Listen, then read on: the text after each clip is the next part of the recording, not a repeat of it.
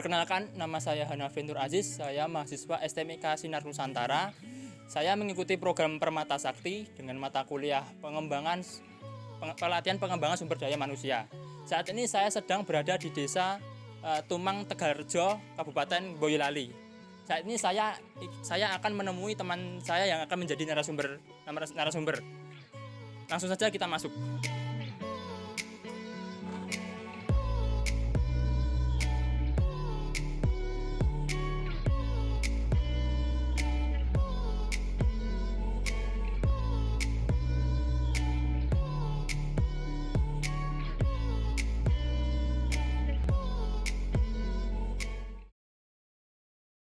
Selamat sore Mas Aziz, gimana kabarnya? Selamat sore, alhamdulillah baik. Gara-gara pandemi kita jadi nggak bisa sering bertemu ya. Ya, jadi teman-teman buat yang belum tahu, kita kalau di luar kamera ini kita adalah teman kampus, bahkan sekelas.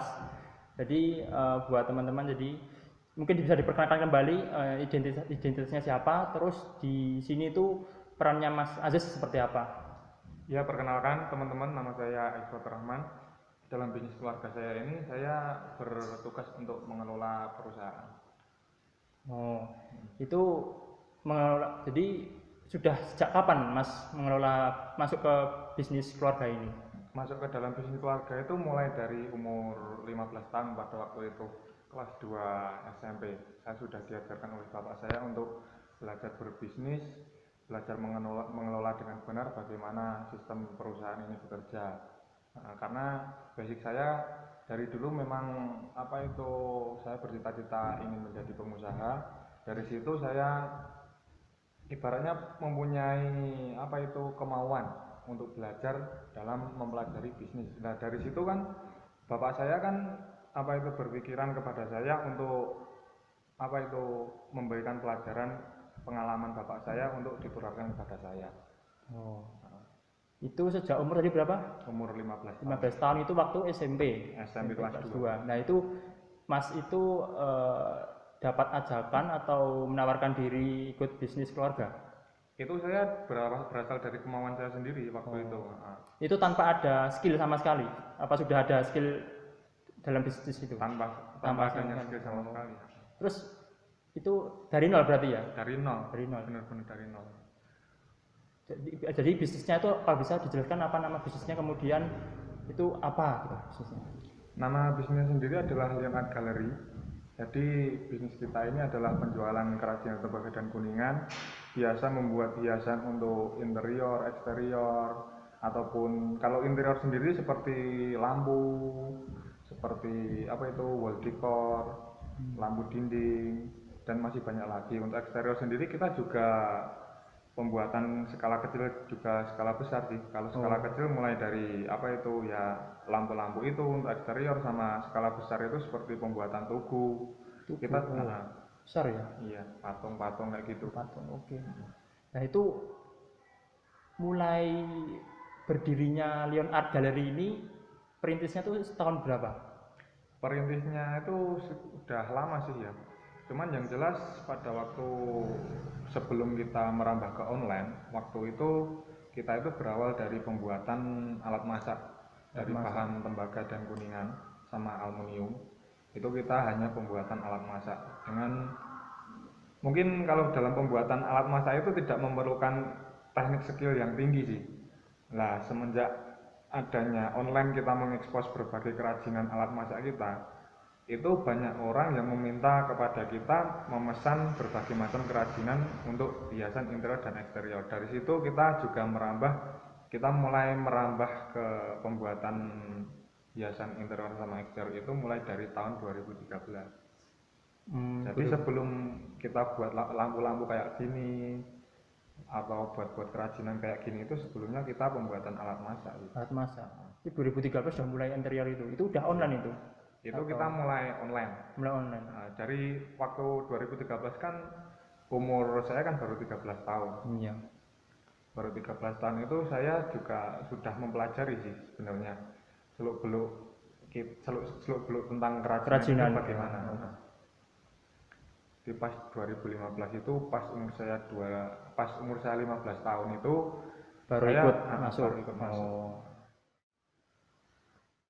juga kemudian kan Mas tadi kan belajar dari umur 15 masuk ikut bisnis kan dari 15 tahun itu benar-benar dari nol. Iya benar-benar. Dan untuk pegawai-pegawai yang di sini itu apakah ada syarat, apakah harus lulusan dari teknik apa gitu, kemudian misalnya kok udah diterima itu apakah ada pelatihan-pelatihan khusus supaya bisa meningkatkan produktivitas bisnis keluarga ini?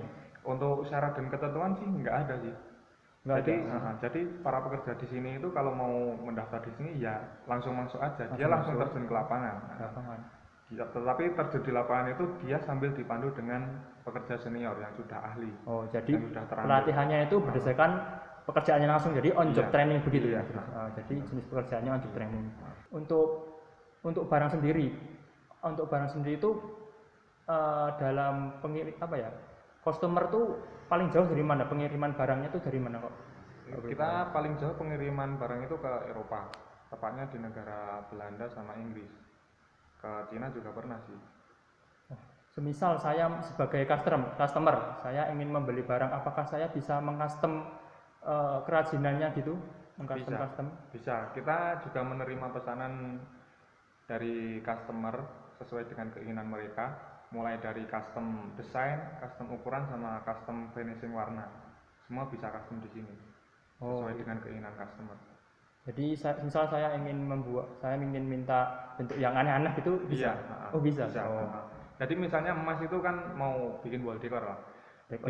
Di bidang temboknya itu ukuran 3x3 meter. Lah kita juga bisa buat sesuai dengan ukuran yang proporsional sesuai bidang temboknya itu. Gitu. Semisal ada klien dari luar negeri itu bagaimana proses transaksinya itu? Transaksinya. Proses transaksinya biasanya via letter of credit ya atau transfer bank.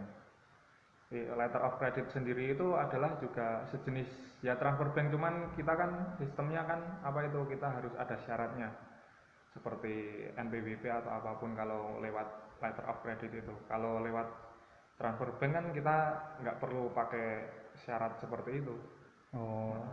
Ini via rekening cuma. Kalau pengiriman barangnya itu gimana itu? Kalau untuk pengiriman barang ke luar negeri atau ke dalam negeri? Ya dua-duanya. Kalau ke dalam negeri sih kita via ekspedisi ya. Jadi itu gimana itu? Jadi sistemnya kita produksi barang dari sini, kita minta bantuan ekspedisi untuk pengiriman dan biaya yang ditanggung oleh pembeli. Kalau untuk kalau untuk pengiriman ke luar negeri kita harganya harga ex-work. Harga ex-work itu artinya harga kita hanya tahu harga produksi saja, tanpa untuk pengiriman dan lain-lain itu sudah diurusi sama buyer. Jadi kita nggak tahu sistem pengirimannya bagaimana, kita hanya tahu tentang produksi. Kalau ex-work seperti itu. Terus pembuatan kerajinan ini yang kerajinan yang paling sulit untuk dibuat itu apa? Untuk kerajinan paling sulit sendiri yang pernah dibuat itu adalah patung. Patung. Karena kan patung itu nggak cuma besar sih, cuman kan itu benar-benar butuh skill seni yang tinggi sih. Nggak sembarang pekerja di sini bisa, hanya orang-orang pekerja tertentu yang bisa. Itu biasanya butuh berapa waktu lama tuh pembuatan patung? Itu tergantung ukuran ya. Kalau ukuran proporsional seperti manusia biasa seperti ini 170 cm sampai 2 meter itu sekitaran 1 bulanan. Iya. Nah, dari lihat galeri itu pernah buat patung sebesar apa? Itu kita pernah buat patung sebesar 4 meter tingginya. 4 meter itu berapa waktu lama itu? Itu membutuhkan waktu setengah tahun. Setengah tahun? Iya, setengah tahun. Kemudian kendala apa yang pernah bisnis ini kendala apa yang pernah diterima lah? Kendala sendiri mungkin di harga material yang sangat tinggi ya, karena material yang kita gunakan kan impor dari Eropa sama Cina. Impor. Jadi kan otomatis biaya masuk impor ke Indonesia pun kan itu kena biaya cukai ya, yang membuat mahal mungkin itu. Mungkin solusinya dari masalah harga barang yang tinggi ini, mungkin pemerintah bisa menyediakan atau membuat pengelolaan tentang pembuatan material bahan kerajinan dari tembaga dan luringnya. Nah, sekarang kan dalam masa pandemi. Nah, ada nggak perbedaan bisnis dalam masa pandemi dan sebelum pandemi itu? Ya pasti ada perbedaan sih, mengalami sedikit penurunan sih. Banyak pesanan yang pengirimannya tertunda karena ditutup ekspedisinya. Seperti itu. Banyak klien-klien kita yang mau datang ke sini untuk pesan atau minta ketemuan dengan kita terkendala karena lockdown. Nah, gitu. Oh, seperti itu. Nah, yang terakhir mungkin Mas Aziz bisa memberikan sedikit motivasi untuk teman-teman. Oh iya. Pesan buat anak-anak muda sih simpel saja ya. Yang jelas kita harus menghargai proses karena itu sangat penting, karena banyak anak muda yang memulai bisnis itu terkadang bosan, waduh kok nggak berhasil kayak gini, banyak yang suka ngundur terus akhirnya nyerah. Ya pesan saya sih yang terpenting adalah komitmen dan konsisten dengan impianmu. Yakinlah bahwa suatu hari nanti apapun yang kamu impikan itu pasti akan berhasil. Ngeluh boleh, nyerah jangan. Nah seperti itu kurang lebih. Iya. Nah, untuk teman-teman yang mau order itu bagaimana Mas? Silahkan hubunginya bagaimana Mas? Untuk teman-teman yang mau order, silakan WA ke nomor saya di bawah ini, atau via Instagram juga di bawah ini. Ya, semoga bisnisnya semoga sukses, berkembang, dan semakin berkembanglah intinya bisnisnya. Ya, terima kasih. Ya. Sukses selalu juga buat Mas Hanafi. Ya, terima kasih sudah datang ke gubuk saya. Ya, gak usah merendah Mas. Ya, terima kasih.